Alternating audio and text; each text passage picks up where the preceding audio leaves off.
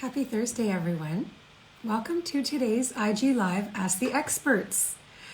We are going to be joined today by Dear Franny and it's Francesca Hogi, who is an excellent dating coach. She was formerly working as a lawyer and switched careers. I love this. I've done it many times in my life. Hopefully this is my last career. I love what I'm doing now, helping people find and keep love. And Dear Franny is going to be with us for the next half an hour. So I'm so excited. Today we're going to talk about dating with intention. And we are preparing to have a podcast episode with Dear Franny. But today we've got 30 minutes for her to answer your questions around dating, anything to do with online dating, in being in relationship. She's a dating coach who's going to help. So I'm excited. I love conversations about this around matchmaking and date coaching and helping people navigating the world of, looking and finding your partner and dating with intention. So I'm going to wait for her to ask to join the chat and we're going to get going. This is exciting. Oh, I see you.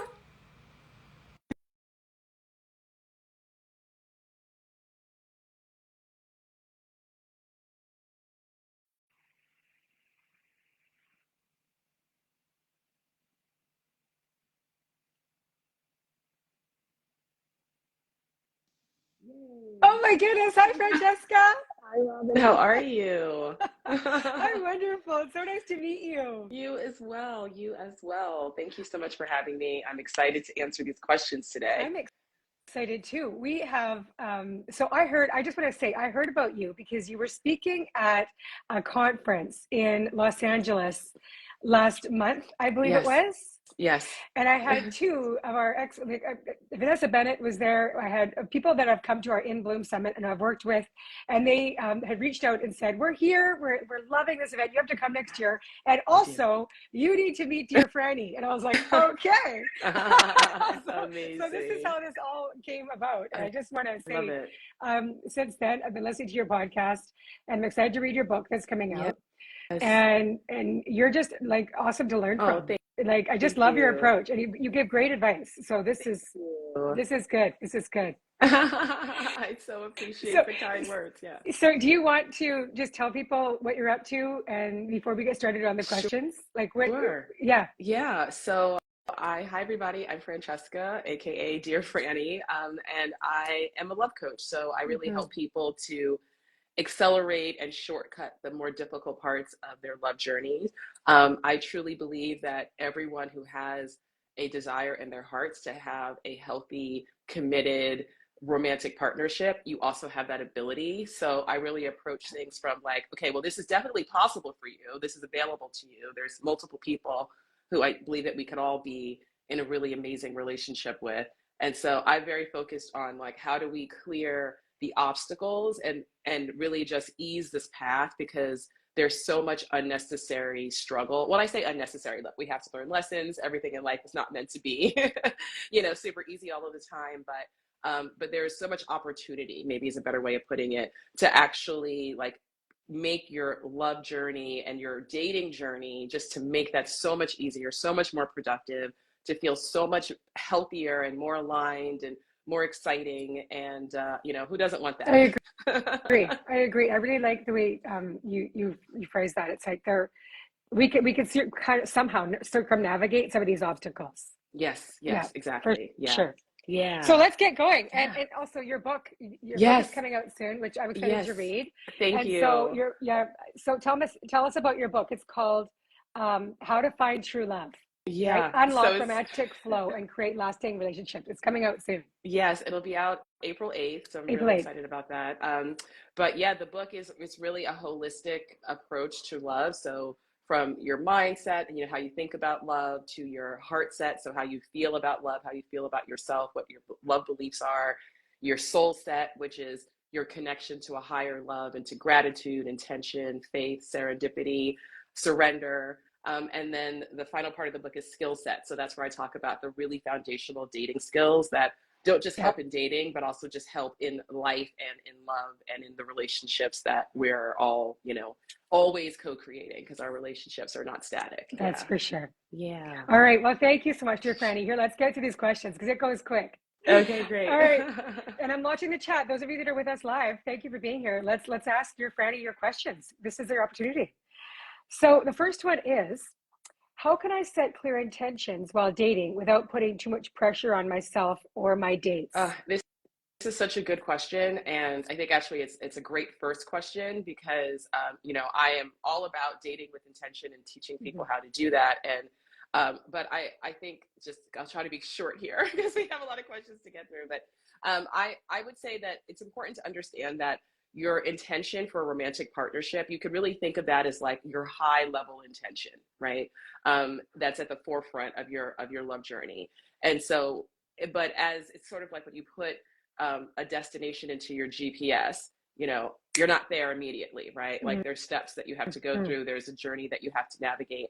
And so what I love about this question and the self-awareness of the person who asked it to say like, wait, to recognize there's something in me that, they can intuitively feel like this pressure is not actually conducive to making this happen in a way that feels good and easy. So I want to applaud them for that self-awareness. And so you can use the power of intention to help you with that, right? Setting intentions to be more present, setting intentions to cultivate more faith that the love that you want is actually available to you. So you don't have to try to control, you don't have to try to put pressure, setting intentions to see the evidence that you're on the right path. I mean, there's so many ways that we can use the power of intention. When you go on a date, you set intentions for that date that are, an intention like to fall in love with the love of my life. That's not within your control, but, to be present, to be myself, right? To really show up with vulnerability or authenticity. Like there's ways that you can really coach yourself and have a gentler relationship with yourself throughout this process that's going to help with less pressure. But I think that, again, just to even have the awareness that like, okay, there's some pressure that feels, not great. If you embrace dating as the really important journey that you're learning so many things that you need for that relationship, right? You're learning how to communicate, you're learning boundaries, you're learning compromise, you're learning vulnerability, you're learning what turns you on, you're learning what turns you off. Like there's a lot, there's so much that we learn through that process when we really embrace it, rather than say like, I just got to get through this as quickly as possible and get into the relationship. The more you see the value of what you're doing as you're dating, and you're really using it to help you to develop stronger love skills, right? Then you're instantly going to feel less pressure, because it's not so, I just have to get into the relationship and everything is about that. Because once you get into the relationship, a whole new adventure and a whole new chapter of your love journey begins, right? So how can you set yourself up so that you're making the best choices about who you're partnering with, and you're actually have some good foundational skills that are going to allow you to weather life and the ups and downs of that partnership over time. Yeah. Number 2 is, what steps can I take to break old dating patterns and avoid repeating past relationship mistakes? Yeah. So number 1, self-compassion, because it's really easy to judge ourselves and to shame ourselves and say like, what's wrong with me? And why do I always find myself in this situation? And why am I always attracted to that, to this person, kind of person?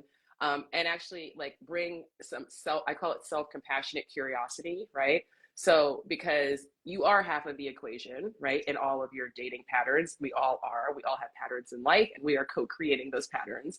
So once you're starting from that place of self-kindness and self-compassion, then you can bring your curiosity to start to notice like, okay, well, what can I learn from my past relationships, right? What can I learn from this pattern? Maybe I can learn that when I meet someone, I go all in so quickly before I get to know them or before they get to know me, for instance, right? So by really just, if you ask yourself these questions with that self-compassionate curiosity, you'll get useful answers.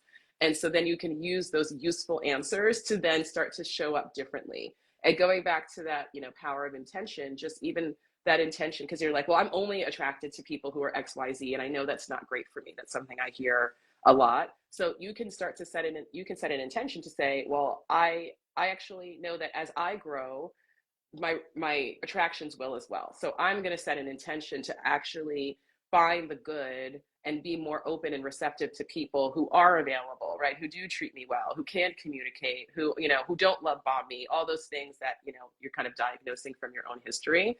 So to wrap up, I would just say, that self-compassionate curiosity is going to allow you to have more effective self-awareness, and then just gently, start to notice and start to make different choices. And the last thing I'll say about this, oh, bless you.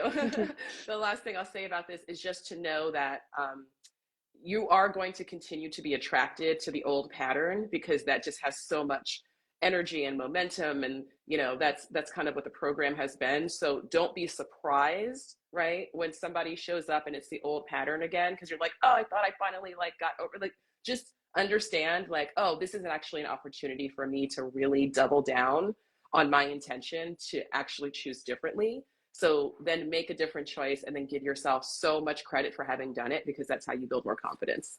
Yep. And the one other thought that came to mind is just taking a lot of time. Yeah. Getting to know someone. Yeah. Just, it's okay. Yeah, it's okay. There's no because if you felt yourself in bad patterns before, or relationships that were not healthy, it's okay. Now it's coming in with curiosity with new people, and just giving yourself a lot of time to get to know this person without, just being to protect yourself. Yeah. Really, and make sure. Yeah, absolutely. Yeah. How do I recognize if I'm feeling stuck in my dating life, and what can help me move forward? Yeah. I mean, I kind of think if you're asking the question, you probably are feeling stuck, right? Yeah, that's probably right. Right? Because if things were flowing, because, there's, it doesn't mean that, because a lot of times people feel like there's something wrong if they haven't met, the next person they're going to be in a relationship with. But as long as you feel as though you are going in the right direction, right? So maybe, you haven't really found a person that you're ready to really commit to, but you feel okay, but I am meeting people who are generally aligned with, the character, with my, I'm seeking, with my values, we have shared relationship goals. So if you are really feeling like you can have a good sort of context and perspective on what's going on in your dating life, and you're, like you said, you're not rushing, but you're more okay, I see things are kind of going in the right direction. I'm meeting people, it's kind of flowing. Then if that's what we want, right? And so if you're not there, if you feel I can't meet another kind of person, or I can't meet anybody at all, or, I'm still feeling really in my head when I go on dates, and it's hard for me to be present, and it's hard for me to make those connections, then that's an opportunity again to bring the compassionate curiosity and the intention into that awareness, so you can start to see, well, what can I do to actually make this situation a little bit better, right? So, one piece of advice that I have, because so many people these days, dating apps are really the only way that they meet people to date.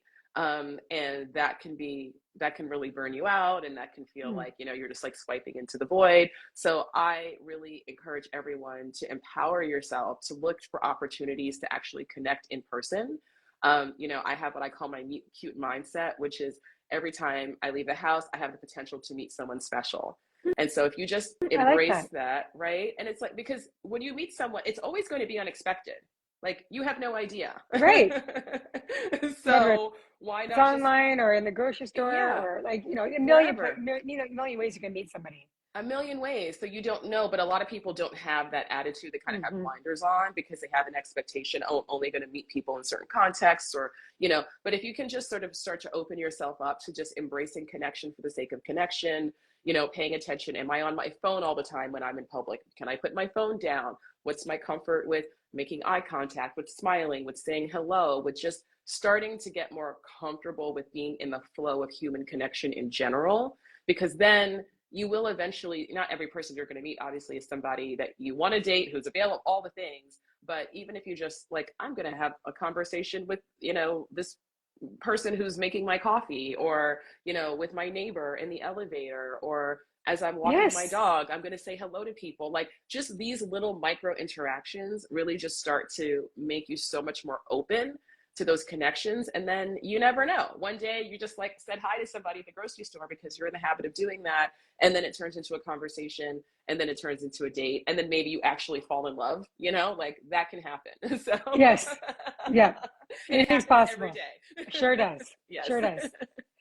Somebody in the chat was asking this question. Yeah. I'm getting back out there after 10 years.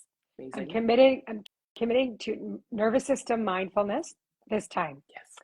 How do you strike a balance between letting yourself get excited and keeping deal breakers in mind? It's such a great question. And I'm so glad to hear that this person is really like understanding the importance of that nervous system and that inner state, because it's so critical. And a lot of times in dating, people just like want to skip over that and meet somebody, but it's like, wait, but you're not in any type of like solid ground for that to, form in an easy way or a natural way or, compatible way. But anyway, to the question, I would say that when it comes to your deal breakers, it's a very good idea to get clear on them.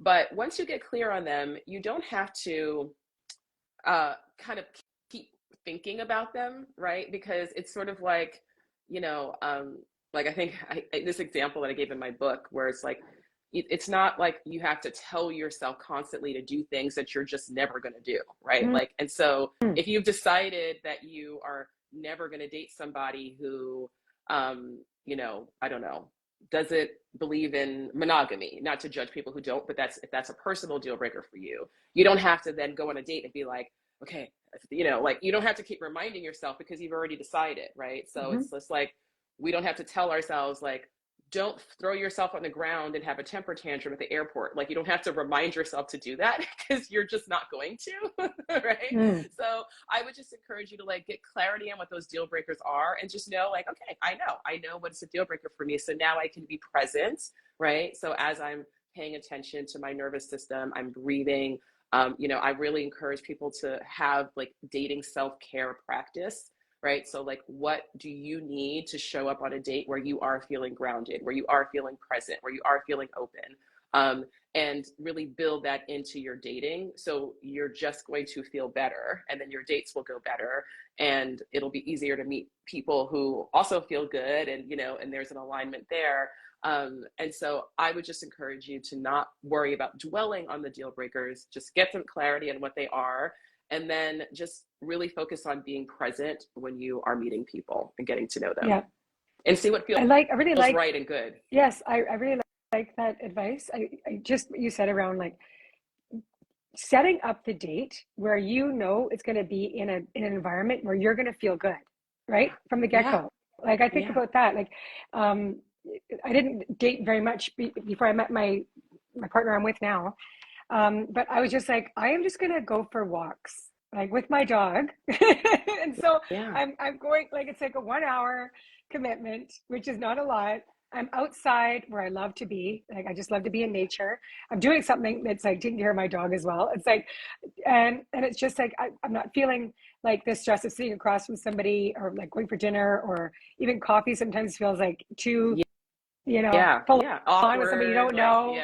Like so I just think setting up the dates in a way that's going to feed you as well is a good idea. Yep, absolutely. For your nervous system and for for your own peace and sanity. Absolutely. Yeah. What are some healthy boundaries to set while dating that encourage self-respect and authenticity? Mm-hmm.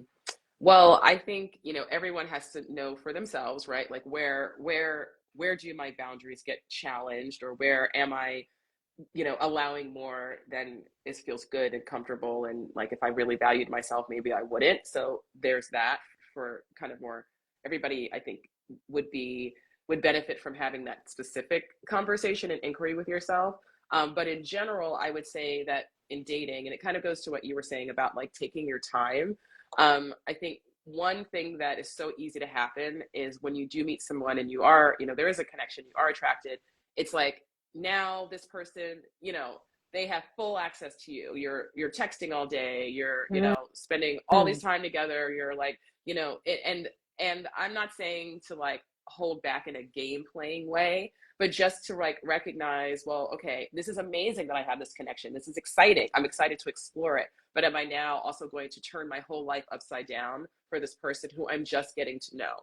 right? Because if they You don't really, know that person. I mean, one you don't hour know date, them. 2 hour date, that's still, that person's still a Yeah, stranger. they're still a stranger, and it takes time to get to know someone's character and what can happen, especially once you get into like the texting and now you're messaging all the time. And so it feels this like it creates this false sense of intimacy, right? And so again, also what's that having that self-compassionate curiosity, like, well, what is my pattern? Have I done that in the past? And then after 3 weeks or a month, I'm like, oh, this, this person isn't who I thought they were, right? So if that's something that, that asker of the question or anyone who's listening can relate to, then a good boundary that really values yourself is to say, even though it's so tempting to just dive all in and just like, just be texting all the time and going on dates with this person all the time, I actually know that I need to take things more slowly, because if this person is right for me, they're going to be right for me a week from now, and they're going to be right for me a month from now,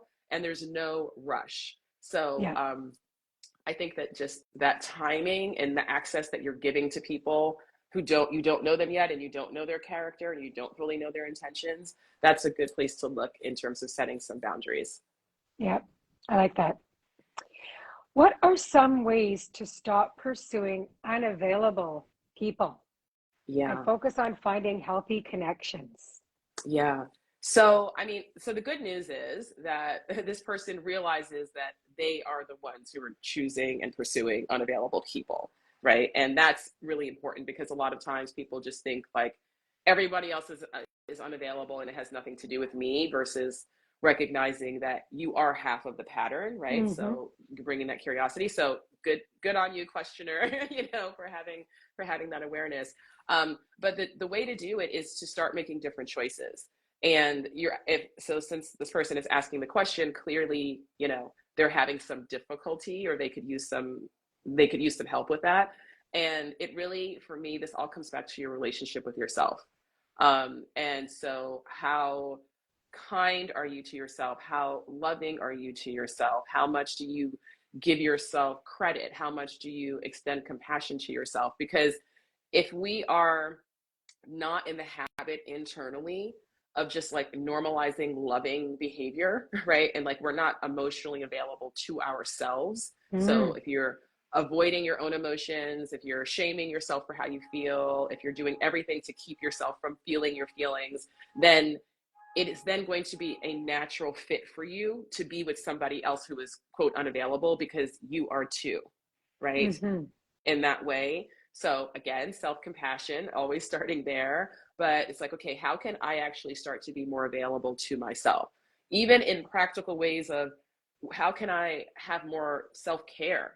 How can I carve out more time that's just for me? Because, it's the case for so many of us, right? That you're going all the time, and you're busy, but like, if you don't have time for yourself, if you don't have time for peace, for ease, for relaxation, then some part of you is always going to resist somebody really coming in who's available, because you're like, well, I don't have time for that, right? So how can you start to normalize right now within yourself the conditions that support you actually having a partner who is available? And it starts with looking at your relationship with yourself and looking at how much space you are generally creating in your life. And also just knowing that, that's an attraction and a pattern that's been going a long time. So just like, you might be attracted to them, but you can also recognize like, yeah, I'm attracted to this person. Like, this is a pattern for me, but also but I'm not going to act looking, on that attraction. Right, exactly. And like choosing differently. Yeah, just choosing differently, right? And then once you make that different choice, like making sure that you're really acknowledging yourself for it, because that self-validation is how you gain more confidence and more trust and faith in yourself. So it gets a little bit easier and easier each time. Yeah. It also makes me think around having clear communication on what you actually are looking for. On your profile, if you're online dating, saying like, I'm looking for, like, I'm ready to be in a committed relationship. And I want that in, like, obviously that person has to be like, this goes both ways. Like, but I'm not going to, I don't think you don't want to put things in your profile about what you don't want. Yeah. You just want to say what you do want. You do want, exactly. So that you are bringing in more people that are on the same page. Yeah. Right. Yeah, absolutely. And to that point, like I always tell people with their dating profile, like if your goal with your profile is to get as many matches as possible, like you're already setting yourself up to lose. Like really what's going to be more successful is if you're actually speaking to somebody who can read your profile and say, oh, that sounds like me, right? It sounds like we have something in common. Like we're actually not just we both like the beach, right?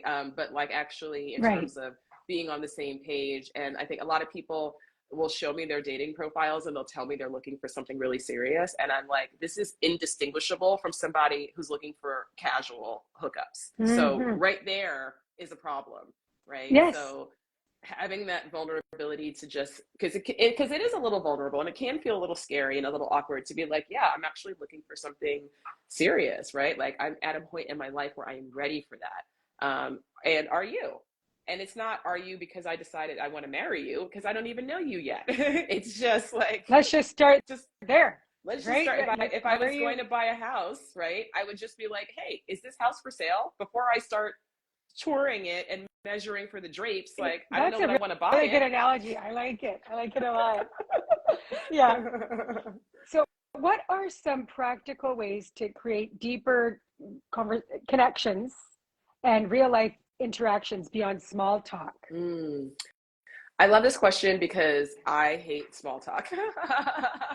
Yeah, um, it's hard, isn't it? yeah, It's just yeah, I want to go deep right yeah. away. It's like Totally. Yeah. When I was single and dating, I always wanted to lead with my quirkiness because I'm like, I'm looking for somebody who really loves me for me. So Hmm. I really always had a bundle of just like hypothetical conversations, starting interesting questions to ask people, because then you're automatically going to have an interesting conversation and you're going to see if whether or not they can, like, meet you on that level of having interesting conversations and making deeper connections. So even I like that. even like when I was years ago doing like online dating, I had, when I would send someone a message, it would be a question and it would be a hypothetical question. And for me, I used to always use this one question. It's so random, but that's kind of why I used it, because I got really good feedback just based on how people answered it and if they answered it, or they're like, why are you asking me that? But I would just ask people, this is giving a window into my weirdness. Would you rather have your own private plane or your own private island? And there's no wrong answer. Right. I don't have either. I'm not giving you one, right? It's just literally, but what I loved about that question, you just actually get to hear something about what people care about, Mm. and so someone saying like, oh, well, I definitely choose island because then there'd be a place for all of my family and all of my friends, we could always gather. Like, you just told me so much more about Mm-hmm. your values by saying that, by that answer, than if I'd been like, so what are your values? Or I don't even know, you know what I mean? Like, so Yes. and so I'm just a fan of like, rather than Mm. sitting and just talking about work, which is what so many people do on their dates. And then they're like, yeah, there was no chemistry. And it's like, well, you spent 30 minutes both talking about your jobs that, like, Yeah. you may not even like your job. And now you're spending your whole date talking about it. And then you're like, yeah, there was no wonder there was no connection. Right. And so rather than Mm. have extended conversations about work, you can ask, well, what do you love about what you do? Or if you could do anything for 1 year and get paid $10 million to do it, what would it be? Like, Mm-hmm. you will learn something about someone if you ask them questions like that, and they will learn something really meaningful about you, if you answer them as well. Yeah. So it's crafting. I really like this. So it's crafting some interesting questions. Yeah, just having them in your back pocket. Yeah. It's like, it's okay if you ask 20 people the same questions. It's really Yes. okay. Yeah. They don't know that. It's not, it's if it's a good question and it generates great conversation, then keep going with it. Yeah. We have time for one more question. Is that okay? Yeah, absolutely. How do I build confidence in being authentically myself around new people? Yeah, so this can be very hard, of course, but I think one thing is really just really setting this intention to do this, right? So going back here, full circle to intention, just like setting the intention, like I am ready to show up with as my full self when I meet and everything, right? When I'm meeting people, as I'm living my life. So it's just setting that high level intention and then starting to look at, okay, how can I put this into practice? So literally, like, when even moving beyond small talk, right, is a way to put that into practice, to bring the last question into it. Really being honest and vulnerable and like saying an uncomfortable thing to you, like, if, or it doesn't have to be like super personal. Even if somebody's like, oh, how are you doing? And maybe your default reaction would have been like, oh, I'm fine.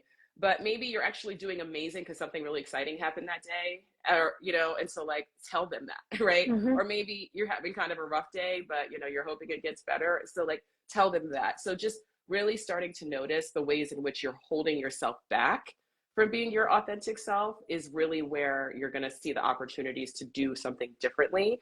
But in terms of building confidence, the way that we build confidence is when we do something that's hard, and then we give ourselves credit for having done it. And so oftentimes we do hard things and then we just skip over to doing more hard things and more hard things. And we don't ever say, wait, I've done some hard things, right? And like, I put myself out there, and like, wait, that was a big deal that I showed up and I actually, said what was on my mind, or, didn't just laugh and just get along with everyone, but I actually like was, having meaningful conversation, whatever that is for an individual person. And then be like, just recognize, acknowledge yourself, and then you'll feel a little bit more confident, And last thing I'll say about this is that, because it just came up for me and maybe it'll be helpful, is you might need to expand your social circle and start to meet some new people, because if you are in kind of community with people who are very used to you being in a certain lane or a certain box and you're ready to break out of that, it can be very helpful and confidence building for you to start meeting other people who you can just be yourself from day one, and let that give you more confidence as well. Yes. Just quickly, the other idea that came to mind while you were talking is asking, if you do have a really solid circle that you love and you feel connected to, is making a few phone calls or sending an email and just saying, can you give me some feedback on what you love and appreciate about me? Like, what is it that I bring to your life, and what does our relationship, give to you? And then you can obviously give the same back to the person. And I just think hopefully you can gather some feedback where you're just like, yeah, I'm good. We're good. Yeah. And, so that you can feel more authentically you going into your dates. Yeah, I love that. That's great advice.